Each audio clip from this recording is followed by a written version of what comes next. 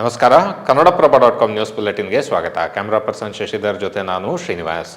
ಇಂದಿನ ಪ್ರಮುಖ ಸುದ್ದಿಗಳು. ಹುಬ್ಬಳ್ಳಿಯಲ್ಲಿ ಕೇಶವಾಪುರ ಪೊಲೀಸರು ಬಿಜೆಪಿ ಕಾರ್ಯಕರ್ತೆಯೊಬ್ಬರಿಗೆ ಬಟ್ಟೆ ಬಿಚ್ಚಿ ಥಳಿಸಿದ ಆರೋಪ ಕೇಳಿಬಂದಿದೆ. ಕಾಂಗ್ರೆಸ್ನ ನಗರ ಪಾಲಿಕೆ ಸದಸ್ಯರು ನೀಡಿರುವ ದೂರಿನ ಮೇರೆಗೆ ಕ್ರಮ ಕೈಗೊಳ್ಳುವಾಗ ಈ ಘಟನೆ ನಡೆದಿದೆ. ಘಟನೆಯ ಬಗ್ಗೆ ವಿಪಕ್ಷ ನಾಯಕ ಆರ್ ಅಶೋಕ್ ಆಕ್ರೋಶ ವ್ಯಕ್ತಪಡಿಸಿದ್ದು, ಈ ಲಜ್ಜೆಗೆಟ್ಟ ರಾಜ್ಯ ಕಾಂಗ್ರೆಸ್ ಸರ್ಕಾರ ಅಧಿಕಾರಕ್ಕೆ ಬಂದಾಗಿನಿಂದ ಎಗ್ಗಿಲ್ಲದೆ ನಡೆಯುತ್ತಿರುವ ದ್ವೇಷ ರಾಜಕಾರಣಕ್ಕೆ ಮತ್ತೊಂದು ಉದಾಹರಣೆಯಾಗಿದೆ ಎಂದು ಆಕ್ರೋಶ ಹೊರಹಾಕಿದ್ದಾರೆ. ಬಿಜೆಪಿ ಕಾರ್ಯಕರ್ತೆ ಮೇಲೆ ಪೊಲೀಸರು ಮಾಡಿರುವ ದೌರ್ಜನ್ಯ ಇಡೀ ರಾಜ್ಯವೇ ತಲೆ ತಗ್ಗಿಸುವ ಘಟನೆ ಎಂದು ಬಿಜೆಪಿ ರಾಜ್ಯಾಧ್ಯಕ್ಷ ವಿಜಯೇಂದ್ರ ಸರ್ಕಾರದ ವಿರುದ್ಧ ವಾಗ್ದಾಳಿ ನಡೆಸಿದ್ದಾರೆ. ಬಿಜೆಪಿಯ ಈ ಆರೋಪವನ್ನು ಪೊಲೀಸರು ತಳ್ಳಿಹಾಕಿದ್ದಾರೆ. ಮಹಿಳೆಯನ್ನು ವಶಕ್ಕೆ ಪಡೆದಾಗ ಆಕೆ ವಿವಸ್ತ್ರಳಾಗಿರಲಿಲ್ಲ.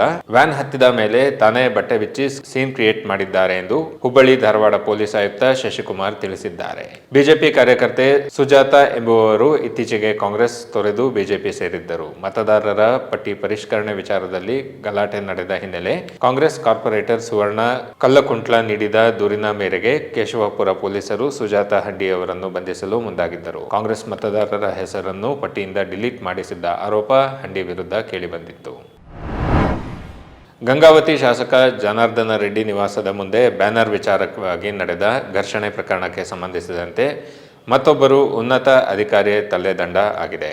ಐಜಿ ವಾರ್ತಿಕ ಕಟಿಯಾರ್ ಅವರನ್ನು ವರ್ಗಾವಣೆ ಮಾಡಿ ರಾಜ್ಯ ಸರ್ಕಾರ ಆದೇಶ ಹೊರಡಿಸಿದೆ. ಇತ್ತೀಚೆಗೆ ಎಸ್ಪಿ ಪವನ್ ನೆಜ್ಜೂರು ಅವರನ್ನು ಅಮಾನತುಗೊಳಿಸಲಾಗಿತ್ತು. ನೂತನ ಐಜಿಯಾಗಿ PS ಹರ್ಷ ಹಾಗೂ ನೂತನ ಎಸ್ಪಿ ಆಗಿ ಡಾಕ್ಟರ್ ಸುಮನ್ P ಪೆನ್ನೇಕರ್ ಅವರನ್ನು ನೇಮಕ ಮಾಡಿ ಆದೇಶ ಹೊರಡಿಸಲಾಗಿದೆ.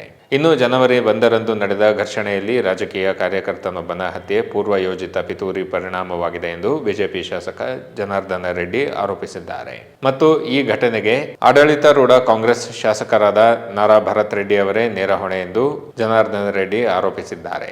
ಜನಾರ್ದನ ರೆಡ್ಡಿ ಅವರು ಘಟನೆಯ ವಿಡಿಯೋ ಕ್ಲಿಪ್ ಅನ್ನು ಸಹ ಹಂಚಿಕೊಂಡಿದ್ದಾರೆ. ಇದರಲ್ಲಿ ಕಾಂಗ್ರೆಸ್ ನಾಯಕರ ಖಾಸಗಿ ಗನ್ಮ್ಯಾನ್ ರಾಜಶೇಖರ್ ಮೇಲೆ ಗುಂಡು ಹಾರಿಸಿದ್ದು ಅವರು ತಕ್ಷಣ ಸಾವನ್ನಪ್ಪಿದ್ದಾರೆ. ಜಯನಗರ ಶಾಸಕ CK ರಾಮಮೂರ್ತಿ ಅವರ ಫೇಸ್ಬುಕ್, ಇನ್ಸ್ಟಾಗ್ರಾಂ ಖಾತೆಯಿಂದ ಯುವತಿಯೊಬ್ಬರಿಗೆ ಸಂದೇಶ ಹೋಗಿದ್ದು ತಮ್ಮ ಖಾತೆ ಹ್ಯಾಕ್ ಆಗಿರುವ ಕುರಿತು ಬಿಜೆಪಿ ಶಾಸಕ ರಾಮಮೂರ್ತಿ ಸೈಬರ್ ಕ್ರೈಮ್ಗೆ ದೂರು ನೀಡಿದ್ದಾರೆ. ಹ್ಯಾಕರ್ಸ್ ಹಾಗೂ ನಕಲಿ ಖಾತೆ ಸೃಷ್ಟಿಸಿದವರ ವಿರುದ್ಧ ಕ್ರಮ ಕೈಗೊಳ್ಳುವಂತೆ ಅವರು ಆಗ್ರಹಿಸಿದ್ದಾರೆ. ಈ ಸಂದೇಶಗಳ ಸ್ಕ್ರೀನ್ಶಾಟ್ ಸಾಮಾಜಿಕ ಜಾಲತಾಣಗಳಲ್ಲಿ ವೈರಲ್ ಆಗಿದೆ. ಅಲ್ಲದೆ ಮೊಬೈಲ್ ಹ್ಯಾಕ್ ಆಗಿದೆ ಎಂದು CK ರಾಮಮೂರ್ತಿ ಸ್ಪಷ್ಟನೆ ನೀಡಿದ್ದಾರೆ. ಬೆಳಗಾವಿ ಜಿಲ್ಲೆಯ ಸಕ್ಕರೆ ಕಾರ್ಖಾನೆಯೊಂದರಲ್ಲಿ ಬುಧವಾರ ಬಾಯ್ಲರ್ ಸ್ಫೋಟಗೊಂಡು ಕನಿಷ್ಠ 2 ಸಾವನ್ನಪ್ಪಿದ್ದು 6 ಮಂದಿ ಗಂಭೀರವಾಗಿ ಗಾಯಗೊಂಡಿದ್ದಾರೆ. ಬೆಳಗಾವಿ ಜಿಲ್ಲೆಯ ಬೈಲಹೊಂಗಲ ತಾಲೂಕಿನ ಮರಕುಂಬಿಯಲ್ಲಿರುವ ಇನಾಮದಾರ್ ಸಕ್ಕರೆ ಕಾರ್ಖಾನೆಯಲ್ಲಿ ಈ ದುರಂತ ಸಂಭವಿಸಿದೆ. ಇಂದು ಮಧ್ಯಾಹ್ನ 2 ಗಂಟೆಗೆ ಈ ಘಟನೆ ಸಂಭವಿಸಿದೆ ಎಂದು ಬೆಳಗಾವಿ ಗ್ರಾಮೀಣ ಜಿಲ್ಲೆಯ ಸೂಪರಿಂಟೆಂಡೆಂಟ್ K ರಾಮರಾಜನ್ ತಿಳಿಸಿದ್ದಾರೆ.